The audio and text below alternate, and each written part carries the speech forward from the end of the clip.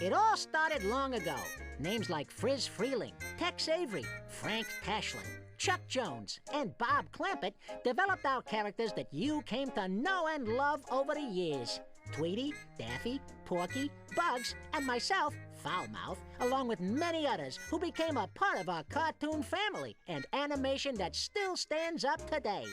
We journey back to see the first characters we've loved for so long and the evolution of their tiny counterparts in...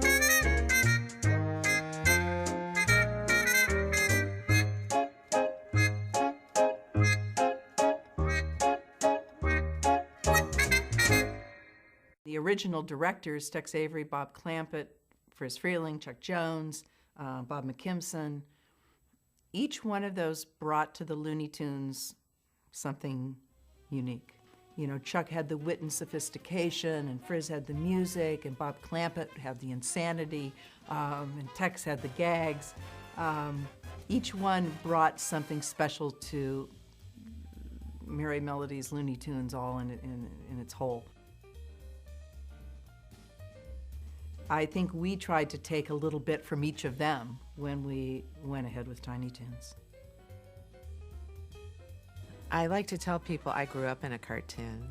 My dad was like a cartoon character. We had so much fun in our house with, between watching the cartoons and watching him create cartoons and characters. He constantly drew from his own life and put that into his art. You know, Dad started at Warner Brothers at a very young age. He was only 17, not formally trained, and completely impressionable, and had enough enthusiasm for 20 artists. Dad's first day at Warner Brothers, he animated on a Bosco cartoon. He was much more of the Disney influence. This is at the point where Mickey Mouse had become a star, and this was the Warner Brothers reaction to Mickey Mouse.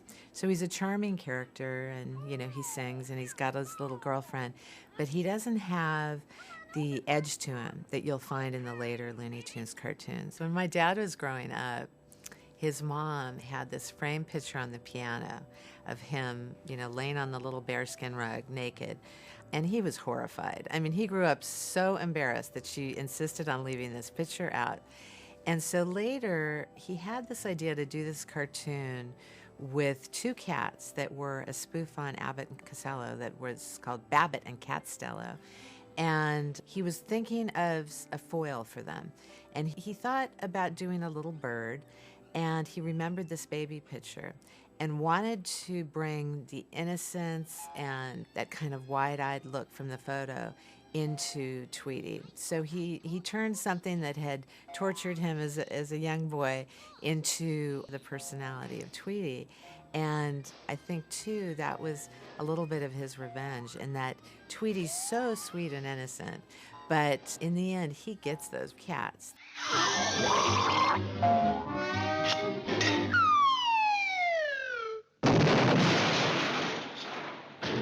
Oh, the poor putty cat. He crushed his witty head. It was his dream come true to be working in an animation studio in this intensely creative environment. Probably the most exciting time for him was working for Tex Avery.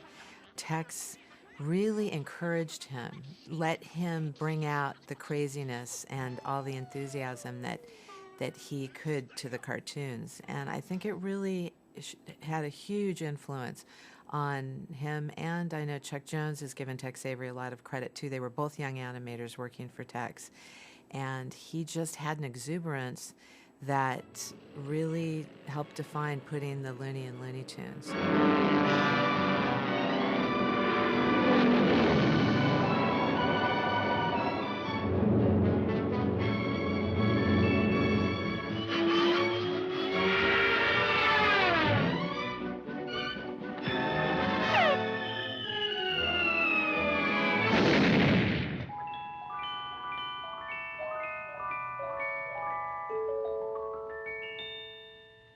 The directors, Chuck Jones and Friz and Bob Clampett.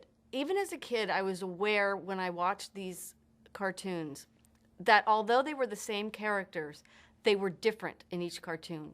Some were alike and some were different, and I didn't know what that was as a kid. Now I know, of course, that these ones were Chuck Jones cartoons and these ones were Bob Clampett cartoons. You could see their own thumbprint. Another interesting character from those early days was from one of Dad's cartoons, the Dodo Bird, called Porky and Wacky Land, is probably my all-time favorite cartoon of my father's because it really personifies his philosophy about animation.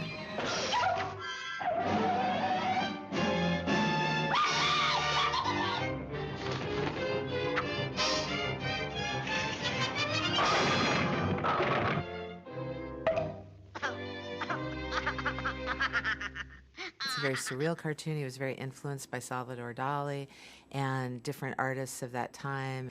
It just is a groundbreaking cartoon. That cartoon still stands up today. Porky captures Dodo Bird. Extra, extra. Porky catches Dodo. What's that? What's that? Oh, where? When? Now. Oh, but boy, I got the last of the dodos. Yes, I'm really the last of the dodos. Ain't I, fellas?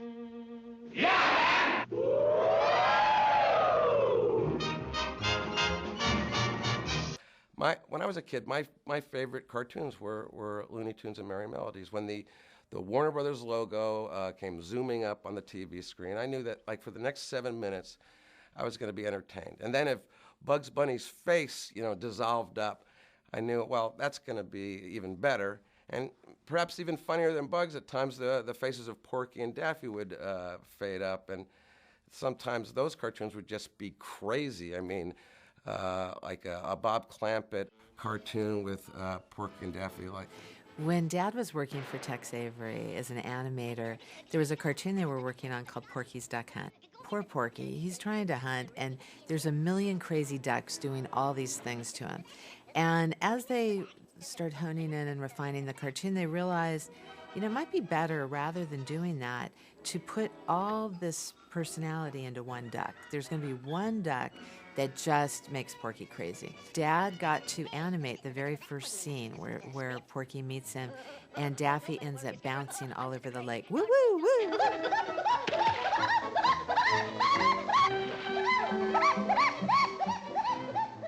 I love Daffy Duck. He's probably my favorite of the Looney Tune characters. He's got a wide range of emotions. He's probably the most widely diverse personality of all the Looney Tune characters, and the great directors used him to a wide advantage. Bob Clampett used to cast him mostly as a wacky screwball, whereas Chuck Jones would play him more as the arrogant ego.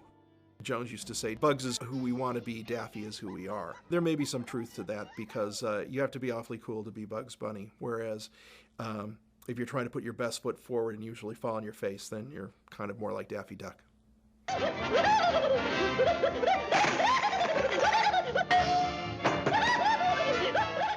Daffy Duck and Bugs Bunny were my two favorites. And it was like, Bugs Bunny was somebody sort of I aspired to be like. Somebody who was cool in the room and always could top somebody. And the acting was so incredible in those cartoons. It's just incredible. Come on, get it going! Now, you varmint! Dive! Okay, but you gotta close your eyes while I put on me bathing suit. Ooh, all right, but make it snappy.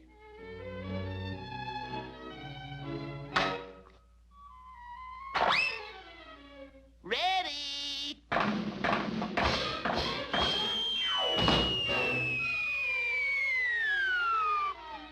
Splash! By gar, the critter went and done it.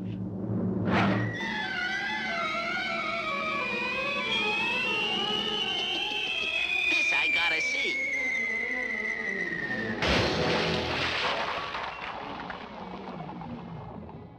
When Tiny Toons was announced, everybody automatically felt it was going to be, well, it's little Bugs, little Daffy, little Porky, and that was never really the intention. The idea was to create new characters that might be junior versions of the characters, but different personalities. This classes ducks will find appealing, like, for instance, spotlight stealing. It's It's mine! Woohoo! What luck! Gasp, my hero, Daffy Duck! Even though you're kind of little, I'll teach you how to spray your spittle. Anyone got a chamois? Thank you, Bugs, from both our hearts. You'll be okay if you use your smarts. So now my song is almost true. Welcome, Toons, to Acme Lou. We obviously had some real cartoon aficionados amongst the crew, and they were the ones who wanted to go back and revisit some of the old characters. We wanted to create something unique and whole unto itself. I mean, certainly the different personalities were inspired by the classic characters, the whole setting of Acme University and the fact that the Looney Tunes characters were the professors there. That really sort of gave us the legitimacy for the rest of the series. Terry Semel and Steven Spielberg had gotten together, and they wanted to do something in animation. They were working on some feature ideas, but after a couple years of talking about it, they switched courses and decided, well, let's make a TV series. When we first started this production process, I would say we were in major chaos. I don't think we really knew what it was that we had in store for ourselves. Garbage! No one wants to see a show about some rich little brat named Monty. You'd better come up with a hit show by 9 a.m. tomorrow, kiddo, or it's the yak for us! Now, get to work! Yes, sir.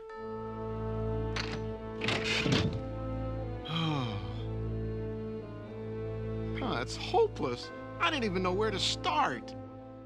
In the 90s, there wasn't a lot jumping off in terms of animation, but right around the same time, what was happening was Disney was doing Little Mermaid, which was the beginning of a whole new renaissance for them. Nickelodeon was just starting up, which was the beginning of a whole new renaissance there, and then we were doing Tiny Toons. So there was this feeling in the air, to me, that animation was going to take off again, like it hadn't for many, many years. It had just sort of sat stagnant in Saturday morning, not really doing anything extraordinary, in my opinion.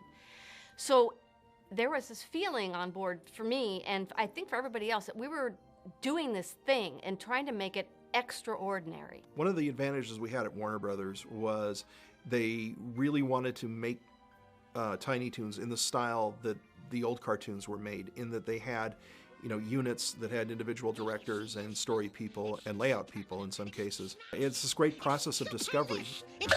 It's starting. Space, the big parking garage. These are the voyages of the starship Acme. Its 6-minute mission to explore strange new worlds, to seek out new life and new civilizations, to boldly go where no duck has gone before. They're kind of, you know, similar to the classic characters, but they have their own, you know, peculiarities. Like Elmira doesn't want to shoot rabbits like Elmer did. She wants to hug them and love them and squeeze them, and the end result is pretty much just the same. She's got all these, you know, poor little bruised up pets sitting in cages at home. Dizzy Devil is not the Tasmanian Devil, and he's as vicious, but he's, you know, a rowdy little monster like Taz. Also, we can put them in more different situations, more contemporary situations than the Looney Tunes would find themselves in.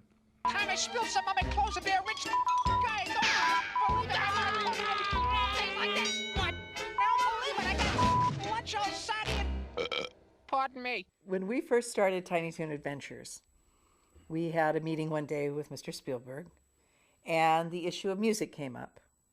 And we were talking about how important the Carl Stalling had been to the original Looney Tunes.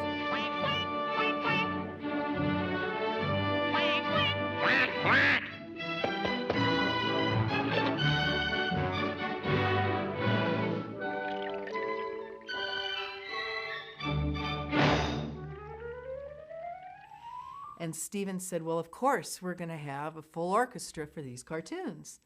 And I, having worked on the budget, went, oh, no, we won't do that.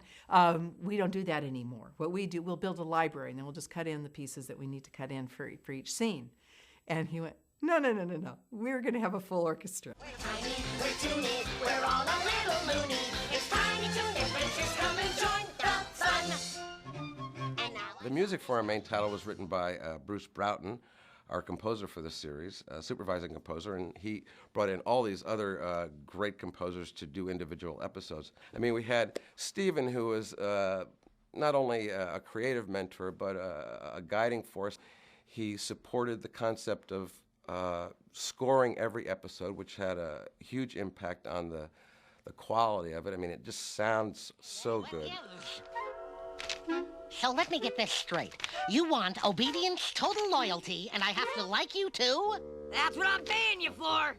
Sounds fair to me.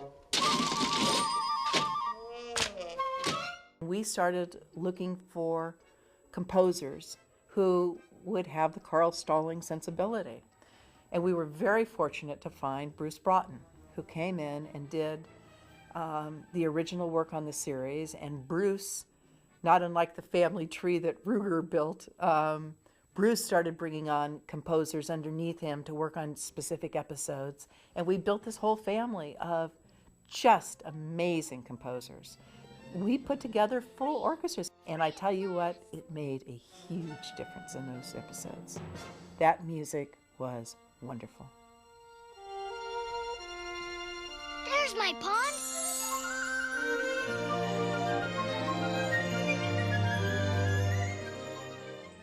Steven Spielberg was very involved in Tiny Toons.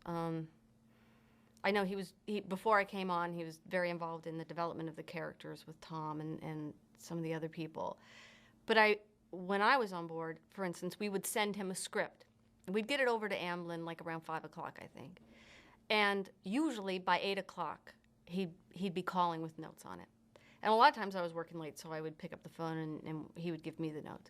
Now, I knew at the time that was pretty amazing that somebody that busy would, but I've learned since it's like ridiculous. Nobody does that. I mean, you have to wait like months sometimes for notes on scripts, you know?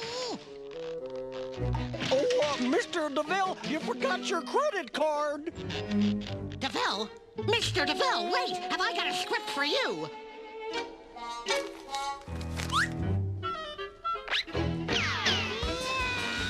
The good ideas really came from everywhere. Sometimes, we would, the writers would just have an idea they'd carry in the back of their heads for months until they found a way to bring it out, and some of those were our best stories. When you're working really close with a very creative team, it's hard to stop thinking about the characters on a daily basis. They're very much a living part of your imagination. You'll be in a funny little situation. There's a good idea for a story here. Story. Yes! Yes! I won!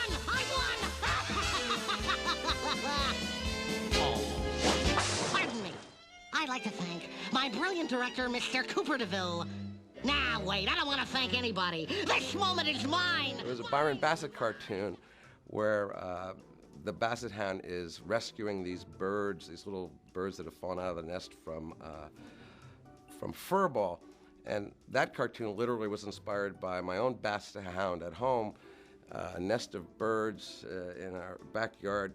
The birds had dropped out before they could fly, and there was a cat at my house as well who was trying to chow down on these birds.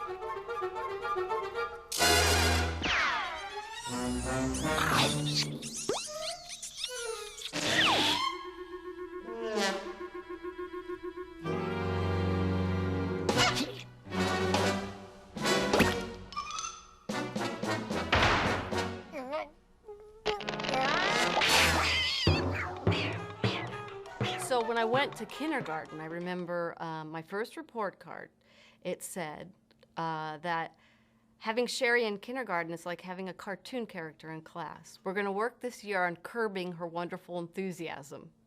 So I remember this because it angered my mother so much that she went in there and read this teacher the riot act about curbing my enthusiasm.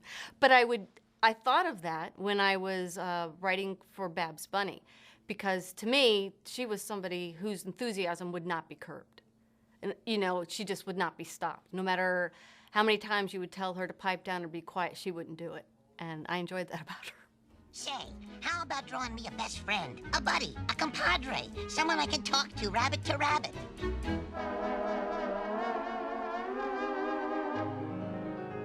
A girl? Welcome to the 90s.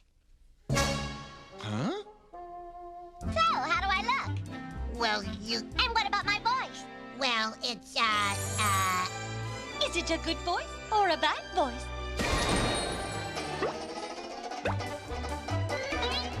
I'm a busting that all over.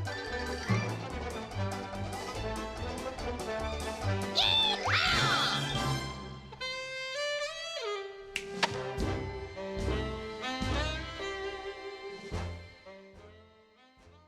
So Babs became, you know, almost overnight one of our real star characters in Tiny Toons. We wanted to create new cartoons that had that same sort of energy, but with new characters, and specifically made for a kid audience.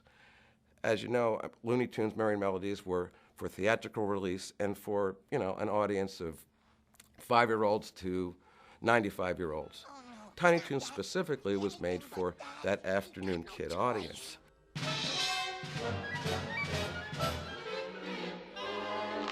the real old comedy.